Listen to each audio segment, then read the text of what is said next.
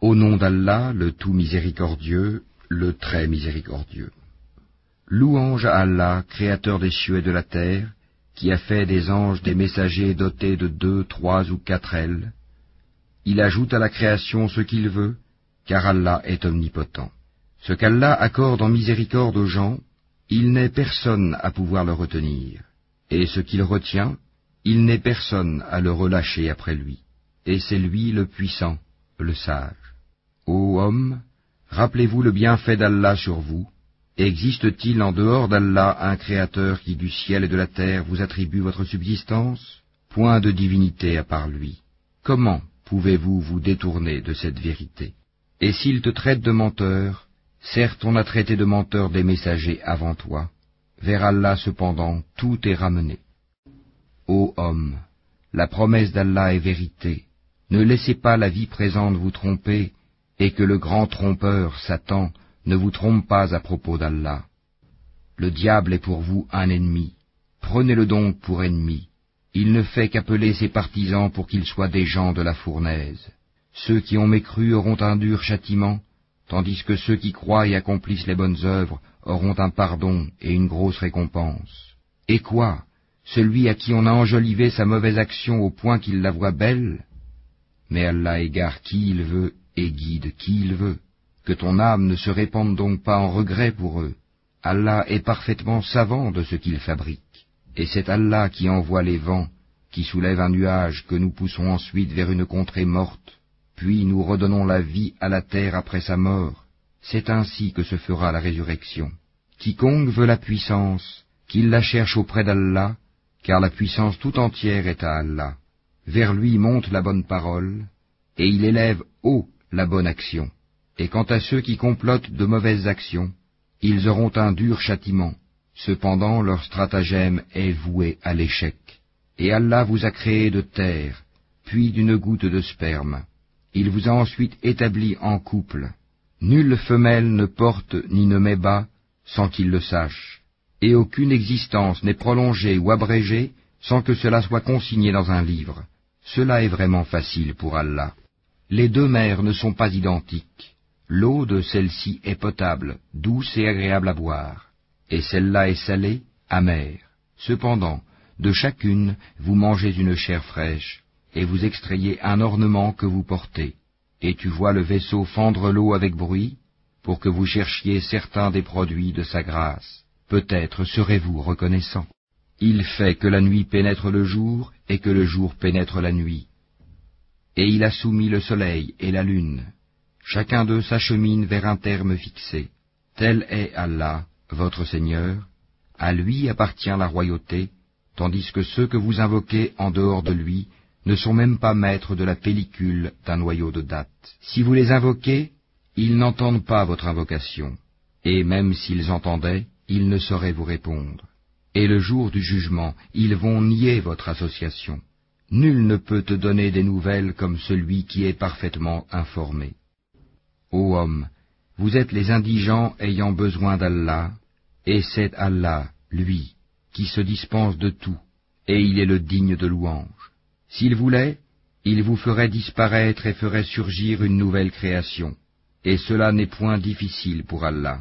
Or personne ne portera le fardeau d'autrui, et si une âme surchargée de péché appelle à l'aide, rien de sa charge ne sera supporté par une autre, même si c'est un proche parent. Tu n'avertis en fait que ceux qui craignent leur Seigneur malgré qu'ils ne le voient pas, et qui accomplissent la salate. Et quiconque se purifie, ne se purifie que pour lui-même, et vers Allah est la destination. L'aveugle et celui qui voit ne sont pas semblables, ni les ténèbres et la lumière, ni l'ombre et la chaleur ardente. De même, ne sont pas semblables les vivants et les morts. Allah fait entendre qui il veut, alors que toi, Muhammad, tu ne peux faire entendre ceux qui sont dans les tombeaux. Tu n'es qu'un avertisseur. Nous t'avons envoyé avec la vérité en tant qu'annonciateur et avertisseur. Il n'est pas une nation qui n'ait déjà eu un avertisseur. Et s'ils te traitent de menteur, eh bien ceux d'avant eux avaient traité leurs messagers de menteurs, cependant que leurs messagers leur avaient apporté les preuves, les écrits et le livre illuminant. Puis j'ai saisi ceux qui ont mécru, et quelle réprobation fut la mienne. N'as-tu pas vu que du ciel Allah fait descendre l'eau, puis nous en faisons sortir des fruits de couleurs différentes, et dans les montagnes il y a des sillons blancs et rouges, de couleurs différentes, et des roches excessivement noires. Il y a pareillement des couleurs différentes parmi les hommes, les animaux et les bestiaux. Parmi ses serviteurs, seuls les savants craignent Allah. Allah est certes puissant et pardonneur. Ceux qui récitent le livre d'Allah accomplissent la salate et dépensent en secret et en public de ce que nous leur avons attribué, espèrent ainsi faire un commerce qui ne périra jamais, afin qu'Allah les récompense pleinement et leur ajoute de sa grâce. Il est pardonneur et reconnaissant. Et ce que nous t'avons révélé du livre est la vérité confirmant ce qui l'a précédé. Certes, Allah est parfaitement connaisseur et clairvoyant sur ses serviteurs. Ensuite, nous fîmes héritiers du livre ceux de nos serviteurs que nous avons choisis. Il en est parmi eux qui font du tort à eux-mêmes, d'autres qui se tiennent sur une voie moyenne, et d'autres avec la permission d'Allah devancent tous les autres par leurs bonnes actions. Telle est la grâce infinie. Les jardins d'Éden, où ils entreront parés de bracelets en or ainsi que de perles, et là leurs vêtements sont de soie, et ils diront, louange à Allah qui a écarté de nous l'affliction. Notre Seigneur est certes pardonneur et reconnaissant. C'est lui qui nous a installés par sa grâce dans la demeure de la stabilité, où nulle fatigue, nulle lassitude ne nous touche. Et ceux qui ont mécru auront le feu de l'enfer. On ne les achève pas pour qu'ils meurent, on ne leur allège rien de ces tourments. C'est ainsi que nous récompensons tout négateur obstiné. Et là, ils hurleront, Seigneur, fais-nous sortir, nous ferons le bien contrairement à ce que nous faisions.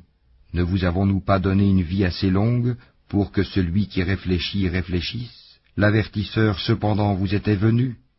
Eh bien, goûtez votre punition, car pour les injustes, il n'y a pas de secoureur. Allah connaît l'inconnaissable dans les cieux et la terre, il connaît le contenu des poitrines. C'est lui qui a fait de vous des successeurs sur terre, quiconque mécroit sa mécréance retombera sur lui. Leur mécréance n'ajoute aux mécréants qu'opprobre auprès de leur Seigneur, leur mécréance n'ajoute que perte aux mécréants. Dis, voyez-vous vos associés que vous invoquez en dehors d'Allah? Montrez-moi ce qu'ils ont créé de la terre. Ont-ils été associés à la création des cieux? Ou leur avons-nous apporté un livre qui contienne des preuves pour ce qu'ils font? Non, mais ce n'est qu'en tromperie que les injustes se font des promesses les uns aux autres. Allah retient les cieux et la terre pour qu'ils ne s'affaissent pas. Et s'ils s'affaissaient, nul autre après lui ne pourra les retenir. Il est indulgent et pardonneur. Et ils ont juré solennellement par Allah que si un avertisseur leur venait, ils seraient certes mieux guidés que n'importe quelle autre communauté. Puis, quand un avertisseur, Mohammed, leur est venu, cela n'a fait qu'accroître leur répulsion, par orgueil sur terre et par manœuvre perfide. Cependant, la manœuvre perfide n'enveloppe que ses propres auteurs. Attendent-ils donc un autre sort que celui des anciens? Or jamais tu ne trouveras de changement dans la règle d'Allah, et jamais tu ne trouveras de déviation dans la règle d'Allah. N'ont-ils donc jamais parcouru la terre pour voir ce qu'il est advenu de ceux qui vécurent avant eux et qui étaient plus puissants qu'eux? Et rien dans les cieux ni sur terre ne saurait réduire l'autorité d'Allah, car il est, certes, omniscient, omnipotent. Et si Allah s'en prenait aux gens pour ce qu'ils acquièrent, il ne laisserait à la surface de la terre aucun être vivant, mais il leur donne un délai jusqu'à un terme fixé, puis quand leur terme viendra, il se saisira d'eux, car Allah est très clair.